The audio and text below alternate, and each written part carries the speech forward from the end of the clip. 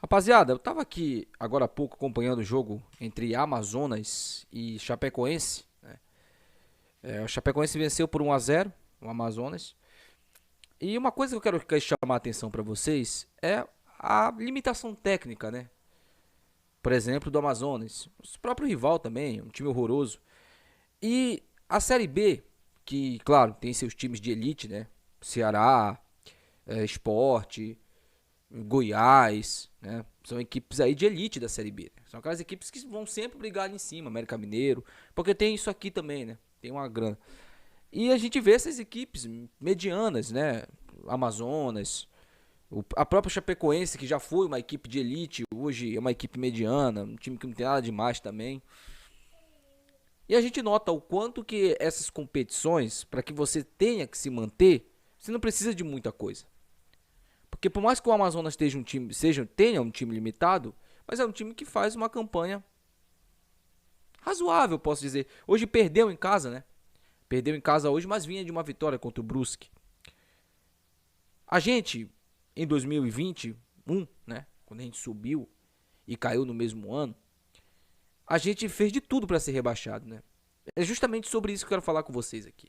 Quando eu vejo alguns jogos da Série B, principalmente vejo equipes limitadas, eu lembro do Remo de 2021, quando a gente teve tudo para se manter, né?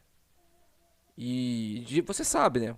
Resumo da história: Fábio Bentes manteve lá os amigos dele como diretor, aqueles fracassados perdedores igual ele, e eles rebaixaram o Remo. E até hoje ainda estão lá, prejudicando o clube.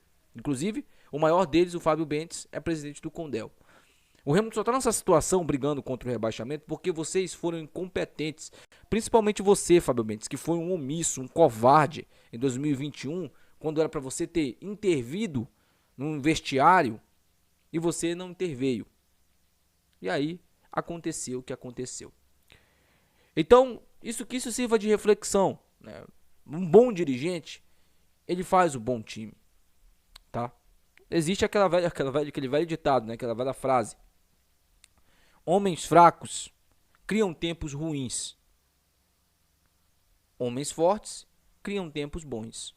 Tá? Então, fica aí, né, o recado aí. Falando agora aqui, galera, sobre o time do Remo, né? Eu quero aqui falar com vocês referente aí a situação do Remo aí, né, na Série C. O Remo que enfrenta o Ipiranga no domingo, precisando ganhar urgentemente. O Remo tem a sua pior campanha desde quando a Série C começou nesse formato em 2022. O Remo tem 7 pontos em 8 jogos. O Remo tem mais jogos do que pontos na competição.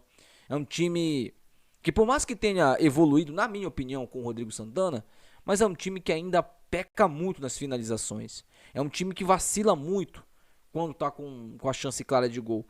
Isso não pode acontecer agora no domingo, porque nós vamos enfrentar uma equipe muito bem armada, muito perigosa, que é a equipe do Ipiranga. Amanhã eu falo mais sobre o time do Ipiranga, tá? Eu faço um vídeo, trago um vídeo aqui pra vocês sobre o time do Ipiranga. Eu quero falar aqui o seguinte, sobre o Jean Dias, né? Sobre o Dindê, sobre as contratações que o clube do Remo fez e o que o Remo tem que fazer aí para pelo menos se manter na Série C do Campeonato Brasileiro.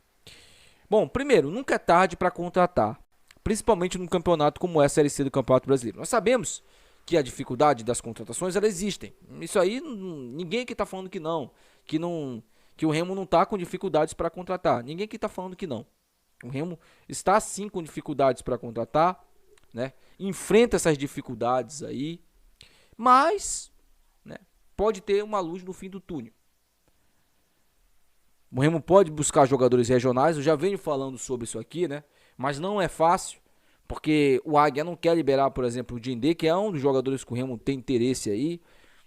Tem outros jogadores também, né, que o Remo poderia buscar. Aí a gente vai logo pro papo do Jean Dias, né? O Jean Dias que não está sendo utilizado no rival, e ele serviria muito pra gente, né, pro time do Remo aí, porque é um jogador que não, pra uma Série C, ele consegue jogar bem. A gente viu que esse jogador ele tem uma capacidade muito boa, né, de decidir jogos. Ele é um jogador muito bom pelas beiradas, mas que perdeu espaço nesse time do rival na Série B do Campeonato Brasileiro. Então, o Jean Dias, que poderia ser uma contratação para o clube do Remo, ele fica difícil pela questão do rival, né? O rival não vai liberar um jogador para o clube do Remo assim. Então, ele teria que buscar com o seu clube, se não me engano é um Internacional, né? A possibilidade dele ser emprestado para o clube do Remo. Cabe a ele querer também, né? Não adianta só o Remo ir atrás e ele não quiser sair do rival, onde ele já perdeu espaço, onde ele não é utilizado. No último jogo que eu vi do rival contra o Sport, ele nem entrou em campo, né? E aí, eu não sei se ele tá machucado também, porque eu não acompanho muito, né, essas notícias do rival aí, só acompanho quando eles perdem, que aí a galera marca aí também. Esse último jogo agora contra o Sport eu assisti, não tinha nada pra fazer em casa, acabei assistindo esse jogo aí, e que bom que assistimos aí a grande vitória do Sport, né? Eles se tremem quando vê um leão, essa que é a verdade. Então, sobre o Jean Dias, pra mim me agradaria muito essa contratação. Aliás, né, quem é que não ia se agradar com a contratação do Jean Dias? Tem alguns torcedores que falam o seguinte: pô, o jogador de Série B não vem pro Remo. Eu concordo. Eu não discordo disso não, tá? Mas o Remo tem que buscar essas opções assim, que não estão sendo utilizadas, mas que podem ajudar o time, né? Em 2021, né, barra 2020, quando a gente subiu, o Remo fazia uma campanha sólida na competição. Claro, o Remo precisava de reforços e a diretoria foi e contratou, né, na época. Contratou o G2, contratou o Salatiel, contratou também, né, o Augusto, quem não lembra do Augusto aí, né? E foram jogadores que ajudaram o Remo. Por mais que o Augusto fosse um cara extremamente limitado, mas ele faz um gol no Repá que dá a vitória pro clube do Remo, onde o Remo era melhor, onde o Remo tinha um jogador a mais, mas não conseguia fazer os gols. E aí ele entra e faz o gol da vitória. O Salatiel, por exemplo, fez gols importantíssimos no quadrangular final, né? Ele fez gols importantíssimos. Ele fez o gol, né, do acesso. Ele fez os 2 gols da virada em cima do Ipiranga. Então ele era um jogador decisivo. E o G2, por mais que depois, a gente lembra, né, do G2, naquela situação complicada ali, né, principalmente de comprometimento com a equipe, mas o G2, naquela Série C, foi também uma peça fundamental para o acesso do clube do Remo. Então nunca é tarde para você qualificar o elenco. Mas o problema aqui nessa temporada, né, deram poder pro Papelim, e aí o assunto no final do vídeo a gente vai conversar sobre isso também. E o Papelim, ele não soube fazer o que fazer com tanto poder. Trouxe jogadores de qualidade questionável, muito questionável por sinal, né, jogadores tenebrosos tecnicamente, né, cita aí pelo menos uns 3, 4, e que ganham salários altos. E esse é o grande empecilho do clube do Remo: contratos longos, salários altos e multas rescisórias consequentemente altas. Sobre o Papelim, né, o jornalista aí Abner Luiz falou no programa que o Tonião se arrependeu de trazer o Papelim. O Tonião se arrependeu de trazer o Papelim porque o Papelim não conseguiu implementar ali o trabalho que ele tinha conseguido no Fortaleza. Se o Tonião se arrependeu de contratar o Papelim, isso aí eu não sei. Só que executivo nenhum vai dar certo no clube do Remo enquanto o estatuto for esse aí, enquanto empresário colocar 3, 4 jogadores para jogar no Remo. Enquanto tiver isso daí, não vai funcionar. Não adianta, não vai.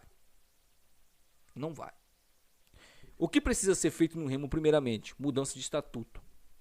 O presidente ganhar salário, né, os funcionários, os executivos, né, a galera que trabalha com o futebol ganhar salário. Ter uma análise não só de desempenho, mas também uma análise financeira, para quando chegar contratos, por exemplo, de 63 mil igual do Silas, o cara olhar: epa, peraí, que contrato é esse? 63 mil para um jogador como o Silas, que nunca jogou em lugar nenhum? Não, peraí, pô, peraí, também não é assim, não é avacalhado desse jeito. Precisa ter isso. Isso é profissionalização. Não adianta nada vir com o papo: o Benítez deixou as contas em dia, se a gente tem jogador aí, pereba, ganhando 50 mil reais, pô. Não adianta, isso não é conta em dia, isso é loucura. Isso é queimar, é incinerar dinheiro.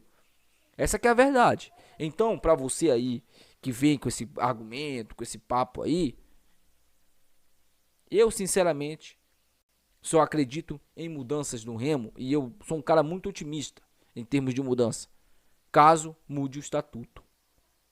Caso comece a levar a sério o futebol. Porque hoje o interesse desses caras lá dentro do Remo não é subir o Remo de divisão. Não é. Se fosse, gente, eles já teriam contratado pelo menos uns 4, 5 jogadores independentes se não tem dinheiro. Eles teriam corrido atrás. O que esses caras estão preocupados, alguns deles, é com a política interna no clube e externa. Porque tem uns puxa-sacos lá que vão se candidatar a vereador agora nessas eleições. Só que vão dar com os burros na água, porque o Remo faz uma campanha terrível e torcedor nenhum vai votar nessa cúpula que tá aí. Não vai mesmo, não vai, não adianta, não vai. Então, é um trabalho que volta contra vocês próprios. Porque se vocês fizessem um trabalho decente, qualquer um que se candidatasse de vocês para vereador, ganharia. Qualquer um. Porque a torcida, infelizmente o torcedor, ele mistura política com futebol. Ele mistura. Infelizmente. Então, por exemplo, se o Remo tivesse na Série B ainda fazendo campanhas sólidas, o Fábio Bento se candidatasse a deputado federal, ele ganhava. Mas hoje, não ganha nem para ser pipoqueiro de esquina. Não ganha. Então, gente, é um trabalho que vocês deveriam fazer em prol do clube. Chegasse empresário, pô, meu jogador aí, bom de bola, mas pô, tem mais 3 perebas para indicar aí também para jogar no Remo. Não, quero só o bom de bola. Os perebas aí vai indicar para outro. Ah, não dá, tem que vir um pacote. Então leva o seu pacote para bem longe daqui. Porque não adianta você contratar um jogador bom e ter 3 perebas, 2 perebas no elenco. Não adianta. Não adianta, não adianta. Então já tem que começar por aí. Se o Tonhão se arrependeu com a contratação do Papelim, isso aí eu não sei te dizer. E também, sinceramente, não me interessa.